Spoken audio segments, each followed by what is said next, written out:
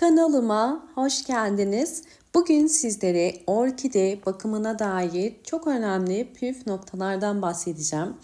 Eğer orkideleriniz uzun süredir çiçek açmıyorsa ya da çiçek sayısı az ise, eğer orkidelerinizde böceklenme ya da yaprak hastalıkları varsa özellikle bugün vereceğim tarifi mutlaka uygulamanız gerekiyor. Orkideleriniz çiçek açmıyorsa bunun nedeni ya bir hastalık geçiriyordur ya da orkidenizin sağlıklı kökleri ve yaprakları yoktur ya da bir böceklenme durumu vardır. Bugün bütün bu problemlerden kurtulmak için soğan kullanacağım. Soğan bildiğiniz üzere güçlü bir antioksidan özelliği var. Soğanı bitkilerde ve evinizdeki diğer salon çiçeklerinde nasıl kullanabiliriz? Hemen tarifini vereceğim. Yarım soğan lazım bunun için. Küçük dilimlere ayırıyorum.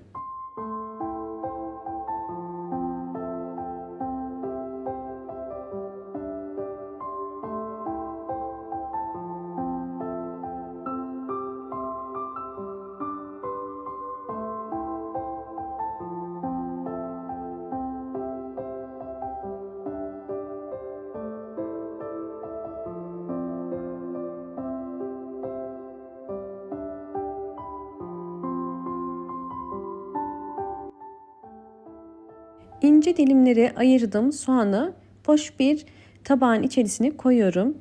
Buradaki metotta üzerine kaynar su döküyoruz. Kaynar su döktüğümüz zaman orkide gübreleme işlemi daha hızlı olacaktır. O yüzden bu metodu uyguluyorum.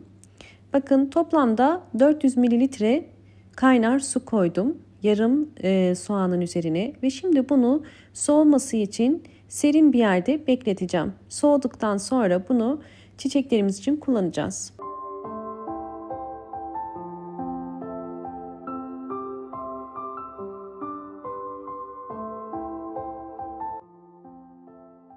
Yeterince soğuyan soğan suyunu şimdi süzüyorum. İçerisindeki soğan parçalarını ayırıyoruz. Elde ettiğim sıvı gübre ve soğan posası. Şimdi bu sıvı gübreyi tekrardan ölçü tabağımın içerisine koyuyorum. Şu anda toplamda gördüğünüz üzere 300 mililitrelik bir soğan kürüm var. Bunun üzerine su koyacağım. Su toplamda 700 mililitre olacak. 300 mililitre soğan kürünün üzerine 700 mililitre su koyuyorum. Toplamda 1 litrelik bir sıvı bitki besini elde ettik. Hazırlamış olduğum bu sıvı bitki besinini orkidelerde iki farklı şekilde kullanacağım. Bu yüzden püskürtme kabının içerisine de biraz soğan küründen koyuyorum. Ve bu işlemi de yaptıktan sonra hemen birinci metottan başlayalım. Bu şekilde orkide yapraklarında yaralar ya da sararmalar ya da orkide yapraklarında özellikle böceklenmeler, trips böceği gibi, unlu bit gibi ya da kırmızı örümcek gibi özellikle hastalık durumlarında ve böceklenme durumlarında yapraklara direkt sıkarak orkide yapraklarını bu hastalıklardan ve böceklerden kurtarabilirsiniz. Bu karışımı ayda bir kere orkidelerinize verebilirsiniz. Fakat orkidenizde bu saydığım hastalık ya da böceklenme durumlarından biri varsa sadece haftada bir kere orkide yapraklarına sıkabilirsiniz.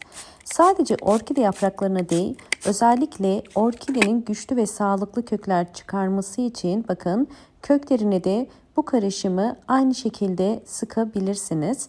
Kökler daha sağlıklı ve güçlü olacaktır.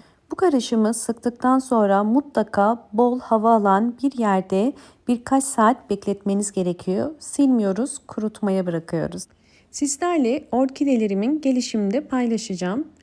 Eğer videomu buraya kadar izlediyseniz ve beğendiyseniz hemen beğen tuşuna basıp kanalıma da abone değilseniz eğer bana destek olmak için abone olursanız çok mutlu olurum.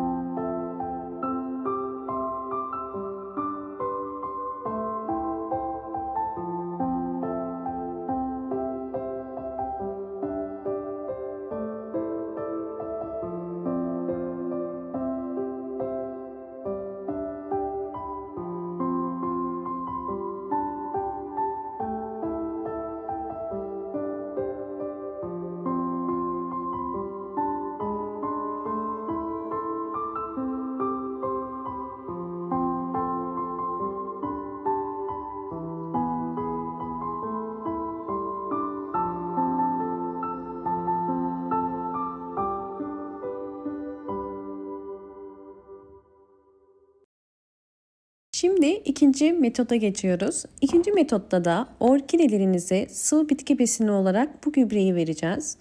Bu metotta her bir saksı için 5 yemek kaşığı soğan kürü kullanıyoruz. Bu tarz sıvı bitki besinlerini kesinlikle çok fazla vermeyin. Çünkü bunlar su ihtiyacını değil, gübre yani vitamin ihtiyacını sağlıyor. Her bir saksıya bu şekilde 5 yemek kaşığı kadar veriyorum.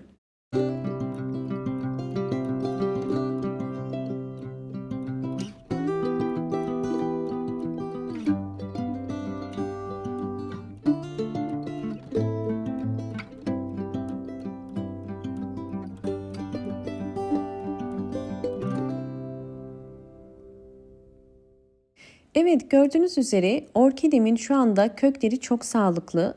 Bu orkidem yeni kökler çıkarıyor. Bakın bu gördüğünüz kökler yeni kökler. Bu da orkidenin bir gelişim içerisinde olduğunu yani sağlıklı olduğunu gösteriyor. Sağlıklı orkideler her zaman yeni çiçek dalları çıkarırlar. Eğer orkideleriniz çiçek dalı çıkarmıyorsa mutlaka kök ve yapraklarını dikkat edip bu tarz kürlerle böceklerden ve hastalıklardan dezenfekte etmeniz gerekiyor. Yine bakın bu orkidemde bol bol yeni kökler çıkarıyor.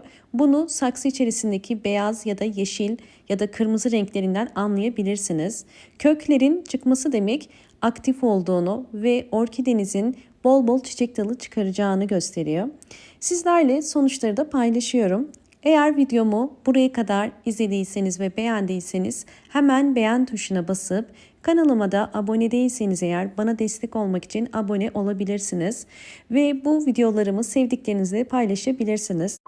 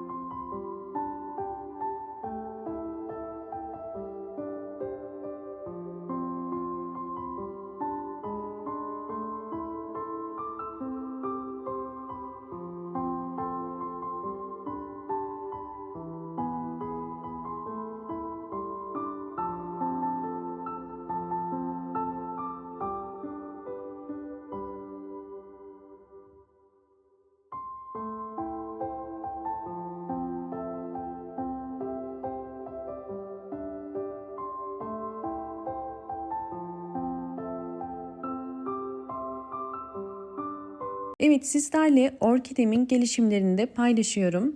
Özellikle orkidelerin en önemli son püf noktası da ışık ve güneş alması. Orkideler yeterli güneş ya da ışığı alırsa tomurcukları sararmaz ve dökülmez. Bol bol çiçeğe dönüşür ve çiçeksiz orkidelerinize çiçek açar. Bu anlattığım noktaya dikkat ederseniz orkideleriniz bol bol çiçek açar. Umarım bu anlattığım bütün bilgiler sizler için faydalı olmuştur.